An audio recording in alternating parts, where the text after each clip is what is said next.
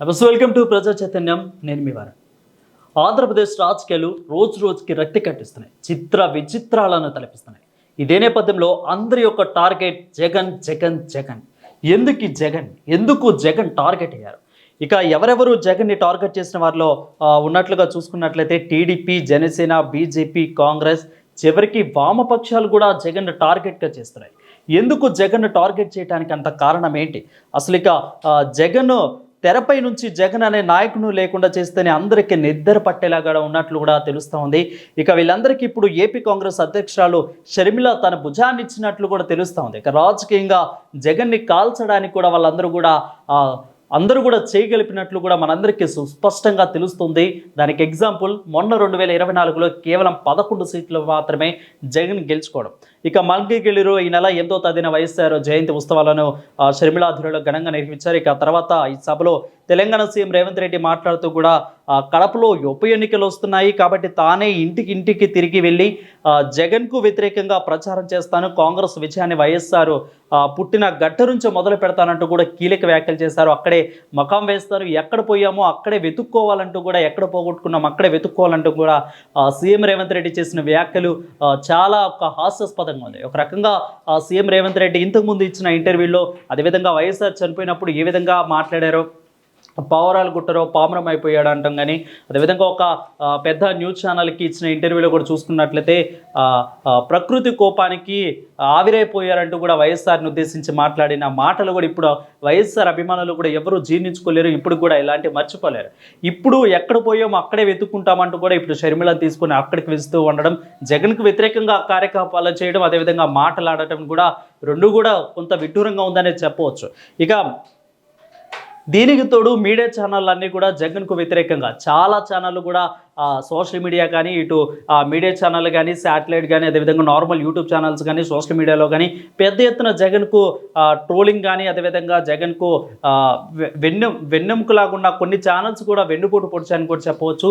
So ఇట్లన్నింటినీ కూడా ఇప్పుడు షర్మిల కూడా తన భుజానిస్తూ ప్రతిపక్షాలకు, అదేవిధంగా వామపక్షాలకు, ఇప్పుడున్న అధికార పార్టీకి కానీ చాలామంది నేతలకు కూడా షర్మిల తన అన్నని కూడా దించేయటానికి, తన అన్న మీద అస్త్రప్రయోగాలు చేయడానికి కూడా షర్మిల కారణమయ్యారంటూ కూడా జనాల్లో వినిపిస్తున్న మాటగా మనం చెప్పుకోవచ్చు. ఇక వేదికను బట్టి రేవంత్ రెడ్డి అభిప్రాయాలు కూడా వెల్లడిస్తుంటారు. రకంగా ఒక్కొక్క చాట కూడా మాట్లాడుతూ తన అక్కసును కూడా వెళ్ళగక్కుతున్న విషయాలు కూడా మనం ఎప్పటికీ చూస్తూనే ఉంటాం. ఇక కూటమికి అనుకూల మీడియా ఎక్కువగా ఉండటం వల్లే ఇక వామపక్షాలు, కాంగ్రెస్ నాయకురాలైన ఆ ఛానళ్ళు చర్చలకు వెళ్ళినప్పుడు కూడా ఆ మీడియా అవమానించే పార్టీకి అనుకూలంగానే కూడా మాట్లాడడం ఆనవాయితీ కూడా ఇప్పుడు వస్తూనే ఉంటుంది. ఇక తమ ఆరాధించి మీడియాకు కూడా అనుకూలంగా మాట్లాడే విశ్లేషకులు మాత్రమే కూడా పిలవడాన్ని కూడా మనం ఎప్పటి నుంచో చూస్తూ ఉంటాం. అలాగే వామపక్షాలకు అధినేతలైన, వామపక్షాల నాయకులైన చాలామంది గఫూర్ కానీ, అదేవిధంగా రామకృష్ణ కానీ, కె నారాయణ కానీ తదితరులు నాయకులు కూడా జగన్ ఓడిపోవడానికి కూడా ఆయన్నే విమర్శించడాన్ని ఎలా చూడాలనేది కూడా ఇప్పుడు మనకు ప్రశ్నగా తలెత్తుతుంది. సిద్ధాంతపరంగా తీవ్రంగా వ్యతిరేకించిన బీజేపీ భాగస్వామ్య ప్రభుత్వం ఏపీలో ఉన్నప్పుడు కూడా వామపక్షాలు కూడా ఎందుకో కమ్మగా ఉంటుంది. ఇక జగన్ను రాజకీయ తెరపైకి లేకుండా కూడా చేయాలనేది ఏపీలో అన్ని రాజకీయ పక్షాల కోరిక నెరవేర్చడం సాధ్యమేనా అన్నట్లు కూడా తెలుస్తూ ఉంది.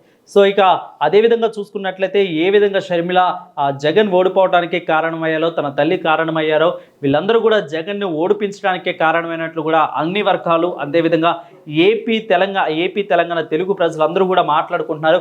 సో ఇదే క్రమంలో అంటే జగన్ని ఎంత టార్గెట్ చేసినా కానీ అందరి కళ్ళు విపక్షాలు, అదేవిధంగా వైఎస్ఆర్ అధినేత అయిన జగన్ను దించడానికి చాలా కూటమి నేతలు అందరి విధంగా కాంగ్రెస్ కానీ, ఇటు పక్క ఉన్న జనసేన, టీడీపీ కూటమి నేతలు అందరూ కూడా ఒకటైనప్పుడు కానీ చాలామంది నేతలు కూడా జగన్కు పాజిటివ్గా మాట్లాడుతున్నారు. ఇప్పుడు ఈరోజు మాట్లాడిన కేటీఆర్ మాటలు కానీ, ఇంతకుముందు మాట్లాడారు కొంతమంది నేతలు కానీ, అందరూ కూడా ఇటు జగన్ని పాజిటివ్గానే చూస్తున్నారు. కానీ కూటమి నేతలు కానీ, మిగిలిన వైఎస్ఆర్ విస్మరించే వాళ్ళు, అదేవిధంగా కాంగ్రెస్ పార్టీ నేతలు కానీ వీళ్ళు కొంతమంది మాత్రమే జగన్ను టార్గెట్ చేస్తున్నట్లు కూడా తెలుస్తుంది. ఆ టార్గెట్లోనే జగన్ ఉండటం వల్లే అటు ఏమీ తెలుసుకోలేక జగన్ బోల్తా పడినట్లు కూడా విశ్లేషకులు చెప్తున్నారు.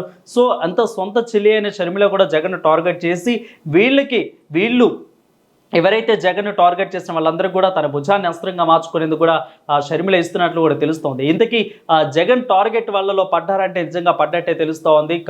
కేవలం 11 సీట్లు మాత్రమే గెలుచుకోవడానికి దీనికి ఉదాహరణగా కూడా మనం చెప్పవచ్చు.